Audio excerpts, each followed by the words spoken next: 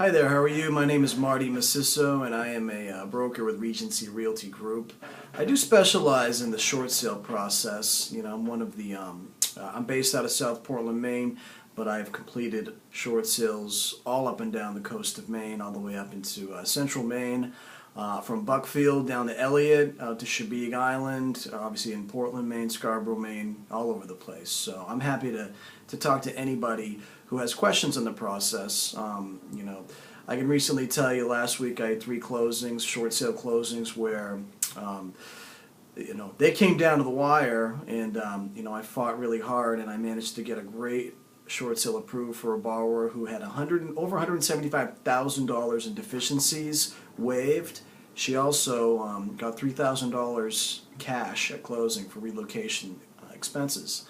So obviously it's bittersweet to have to make a decision such as going through with a short sale, but when faced with an inevitability that it's no longer an affordable payment, you've exercised all other options, which the first option is reaching out to your bank and saying, can you work with me? Can we do any kind of modification or forbearance? Usually, I'd say 9 out of 10 homeowners are not successful doing that. On occasion, you will get into a trial modification. So here's a little bit about, let me transition this conversation into what loan modifications are and what they're not. Loan modification, a lot of times, lenders will usually do about 10% of the portfolio. They'll reach out and do a modification. A lot of times what they're doing is what's called sampling, and they're requesting documentation from homeowners where in the past they may not have gotten it. They do that for compliance reasons with the government. A lot of times a trial modification, you need to read the fine print, because what you're signing are a lot of rights away.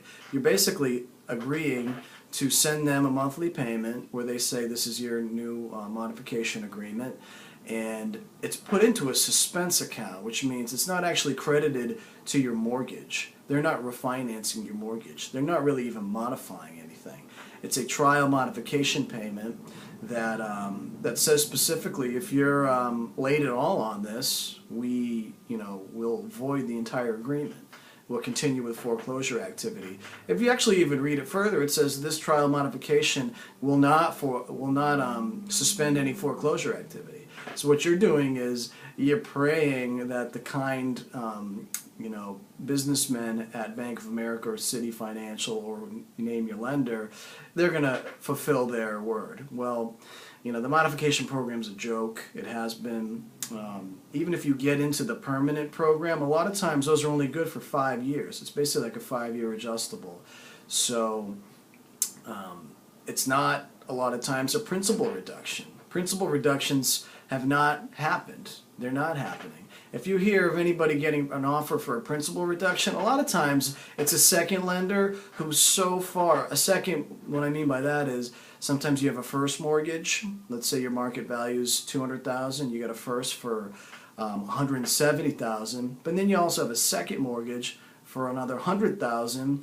They're called way out of the money, that second one, because they know if it goes to foreclosure, they're not going to get anything. A lot of times they're offering a principal write-down if you start paying on the mortgage again, because they know they're not going to get anything. So sometimes that might be helpful and sometimes it's not. So just to recap, the benefits of doing a short sale, and again, it's not for everybody. If you've managed to get back on your feet financially and you can strike a deal and get a forbearance, or you can afford your old mortgage payment, then it might be for you. If you've gone through a divorce, an illness, a relocation, if you think, just the local economics of your situation make it unaffordable, and you're tired of screwing around with your bank and going back and forth and really being in the unknown, and that's the worst place to be, being in the unknown. A lot of people, a lot of my clients, after they complete the short sale, they know where they're going, and that's the first step in many great positive steps for them, because all that is in the past. And it's bittersweet because they're maybe moving out of a home where they thought it was going to be a better deal for them, and it just didn't end up working that way.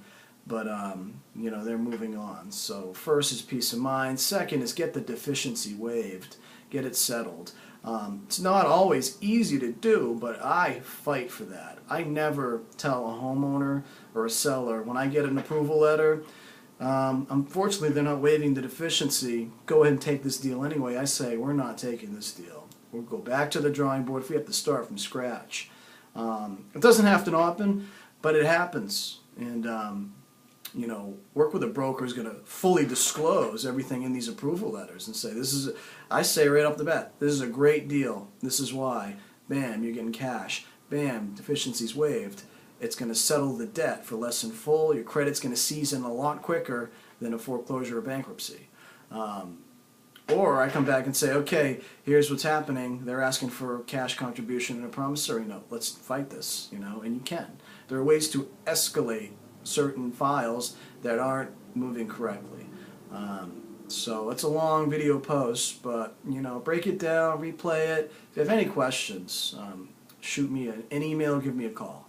I'd be happy to sit down with you in the privacy of your own home, or if you want to come to my office, in my private office, and we can really lay out the ins and outs of your situation. Every situation's different, every single one. And I've seen almost all of them at this point. I've been doing this for over 4 years, short sales specifically. I do all my own negotiating. I don't outsource it to an attorney. I scrub all the titles up front to make sure all the liens are going to be released, so this can be as smooth as possible.